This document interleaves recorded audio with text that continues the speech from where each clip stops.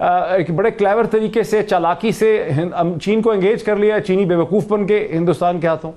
नरेंद्र मोदी ने अपने आप को एक स्ट्रॉन्ग मैन की हैसियत से, एक 52 इंच की या 56 इंच की चेस्ट के हवाले से बेचा। चंद घंटे पहले हिंदुस्तान के प्राइम मिनिस्टर नरेंद्र मोदी ने एक ट्वीट भी किया और एक वीडियो उन्होंने बयान अपना इशू किया 45 सेकंड का, जिसमें उन्होंने कहा कि हिंदुस्तान जो है वो शांति का, अमन का ख्वाह है, लेकिन उसे कमज़ोर ना समझा जाए और उसको प्रोवोक किया जाएगा तो हिंदुस्तान बड़ा हार्ड हिट करेगा। ये कहा है आज नरेंद्र मोदी ने, अब से कुछ 6 घंटे पहले।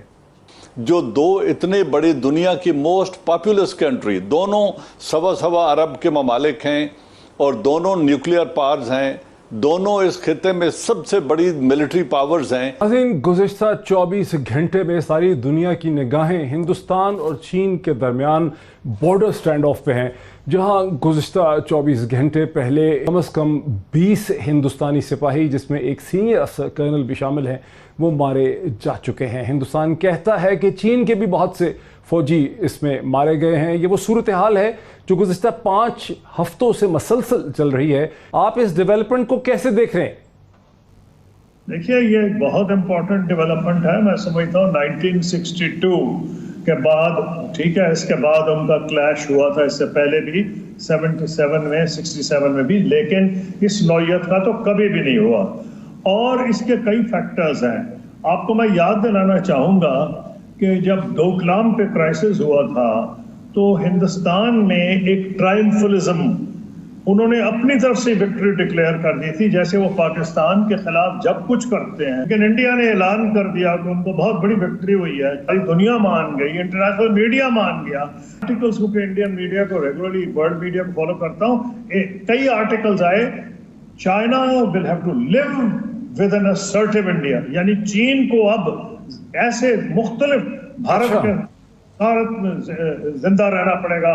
एक भारत ने दिखा दिया है हटा, लेकिन उन्होंने एक ये फिजा कायम की। ये फिजा क्यों कायम की है, ये सोचने की जरूरत है। उसकी वजह यह है कि जैसे अमेरिका और इनकी चाइना की बढ़ रही है कॉन्फ्रंटेशन, चाहे वो साउथ चाइना सी में हो, अब तो ट्रेड पे थी, ट्रेड का अब कोरोना वायरस पे आ गई है, और प्रेसिडेंट ट्रम्प और जो डेमोक्रेटिक नॉमिनी हैं बाइडन मुकाबला कर रहे हैं चीन को अटैक करने में।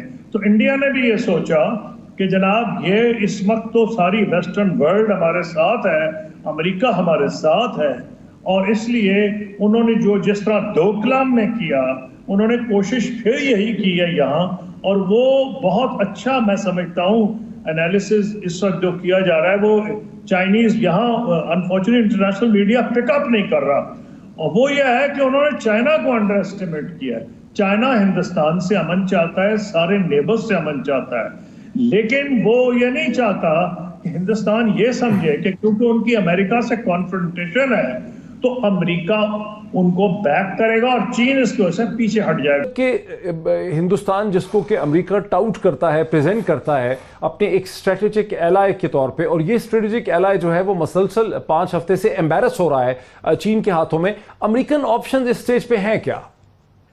देखिए, ये याद रखिए कि ट्रंप ने जब कहा कि मैं मीडिएट करने को तैयार हूं, और वो जब हादसा हुआ, जब ये वाकया हुआ, तो उसके 24 घंटे के अंदर उन्होंने कहा, और मोदी ने कहा कि मुझसे तो कोई बात ट्रंप की हुई नहीं है, और हम ये बायलैटरली सेटल करने की कोशिश करेंगे।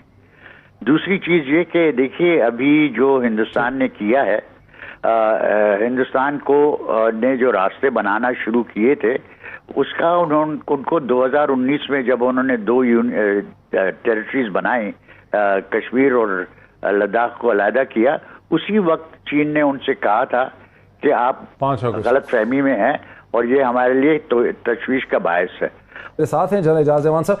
जनरल साहब, 15 और 16 तारीख की जो दरमियानी रात है, हमारी अंडरस्टैंडिंग अब तक ये है कि हिंदुस्तान की किसी एक बटालियन फोर्स ने, जिसमें कोई गालिबन 600 से 700 या 800 नौजवान सिपाही होते हैं, उन्होंने गोलवान रिवर वैली के अंदर अपनी ग्राउंड पोजीशन को निस्बतन इंप्रूव करने की पोजीशन की है, जिसके जवाब में ये कोई मुठभेड़ नहीं हुई है, ये कोई पेट्रोल पार्टीज नहीं है, क्योंकि कर्नल की डेथ हो गई है, जिसके जवाब में पीपल लिबरेशन आर्मी PLA तैयार थी। देखते हैं इसको, क्या हुआ ये?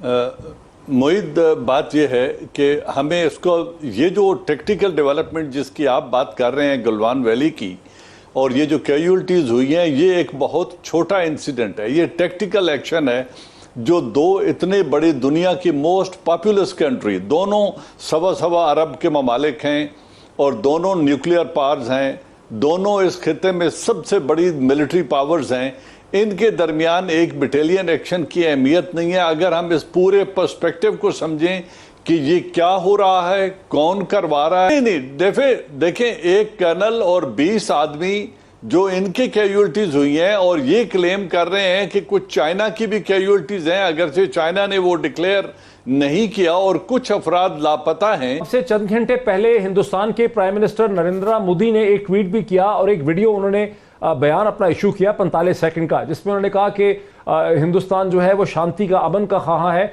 लेकिन उसे कमजोर ना समझा जाए और उसको प्रोवोक किया जाएगा तो हिंदुस्तान बड़ा हार्ड हिट करेगा। ये कहा है आज नरेंद्र मोदी ने, अब से कुछ 6 घंटे पहले।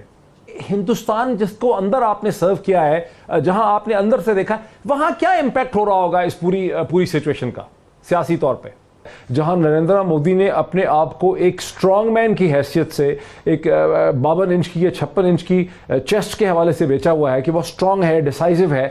वो पॉलिटिक्स जो है वो किस तरह से वो पॉलिटिक्स जो है उसमें नरेंद्र मोदी कैसे कुछ कर सकते हैं? देखिए, हमें हकीकत पे मबनी चीज देखनी चाहिए, लेकिन जो पार्लियामेंट्री उनकी मेजॉरिटी है और जो राज्यसभा में भी मेजॉरिटी हो रही है, उनको कोई ये डर नहीं है कि उनकी गवर्नमेंट को शेक किया जाएगा। हो सकता है कि प्रोविंशियल इलेक्शंस जो स्टेट इलेक्शंस हैं उनमें कुछ असर हो, लेकिन बाय एंड लार्ज मेरे साथ रहें जरा, मेरे साथ रहें। जल एजाज एवान, एक दिन पहले गुज़श्ता रोज़ पाकिस्तान की इंटेलिजेंस ने एक बड़ी अनप्रेसिडेंटेड ब्रीफिंग दी पाकिस्तान के तीनों सर्विस चीफ्स को। आर्मी चीफ थे, एयरफोर्स थी, नेवी के चीफ थे और चेयरमैन जॉइंट चीफ स्टाफ भी थे। इसकी क्या सिग्निफिकेंस है, कितना ख़तरा है कि हिंदुस्तान और नरेंद्र मोदी कोई एडवेंचरिज्म करें कश्मीर में, गिलगित बल्तिस्तान में, कहीं और? जो भी खतरात हैं उनको एवेल्यूएट करना, उस इंफॉर्मेशन को एनालाइज करके ऑपरेशनल डायरेक्टरेट को देना कि आप इस पर आप मिलिट्री रिस्पांस बनाएं ताकि हम कल सरप्राइज ना हो।